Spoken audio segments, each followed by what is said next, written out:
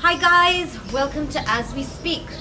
Today we're going to approach a rather sensitive subject that I think many of us parents have thought about but we don't really know how to deal with. How do we talk to our children about the scary things they hear on the news like violence and terrorism? Our children are our future. Raising them to be confident, secure, solution-driven humanitarians is essential in the world we live in. For those of us who live in Dubai, we are so lucky to call this safe, intercultural melting pot home. Our kids can really just be kids. They play, they run around, they mix with other kids from so many different parts of the world. Dubai is literally their fun city. But when the bad things happen around the world, their bubble bursts. They become bereaved, stressed, anxious, insecure. Who are these terrorists, Mama? Why are so many bad things happening around the world? What religion do these people follow? Do they have parents? Why do they do these evil things? Are they really evil? These scary questions come rolling out of their clouded, confused, incongruous minds as they try to grasp the realities of the world that they live in. As parents, we are truly stuck. Should we hide the newspapers? Should we switch off the television? In spite of all that, there's always social media and the internet. And we are forced to answer questions that we are not fully equipped to do so. So how do we explain evil to the innocent? Nadia Dabbagh is a Dubai-based child psychiatrist. She believes a little exposure and finding the right balance is the key to make your child feel safe and secure. So one principle would be to kind of follow your child's lead. So if your child's interested in something, I think it's good to spark curiosity, to listen carefully to their question, to understand where the questions come from, and if there's a particular reason why they're interested in that area.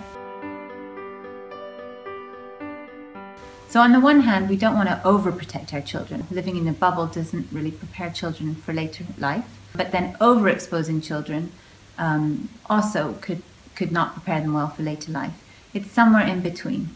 So I think a nice analogy is to think that actually we make our children safer by allowing them to go to playgrounds, go on swings, fall off the slide. That actually teaches them, it equips them for later in life.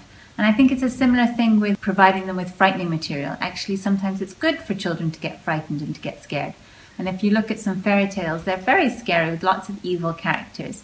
But that's okay. The important thing is that we're exposing them in a secure environment. So if you sit with your child and you allow them to get scared, to talk about evil or bad or frightening experiences, as long as they're allowed to get frightened and then come back to reality, which is that they're secure, they have nothing to fear around them in that present moment, actually you're making them more tough and more resilient. So I think that's a good thing to do with your kids.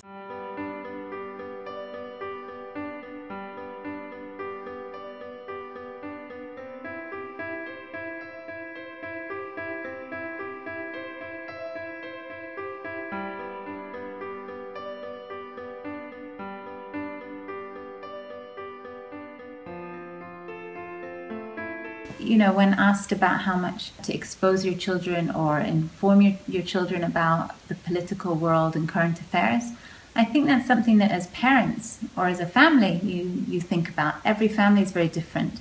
You know, some families have a particular heritage or culture that's very, very important to them. So then it would be thinking about, well, if this is something that's important to us, then how can we let our children be a part of it?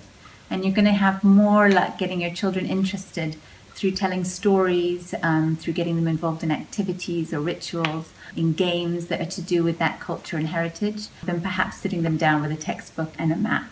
But those are things for each family to really think about. Guys, I guess all our children are different, and it's our children that we need to listen to. We have to follow their lead and our gut instinct. The world is in need of positivity now more than ever.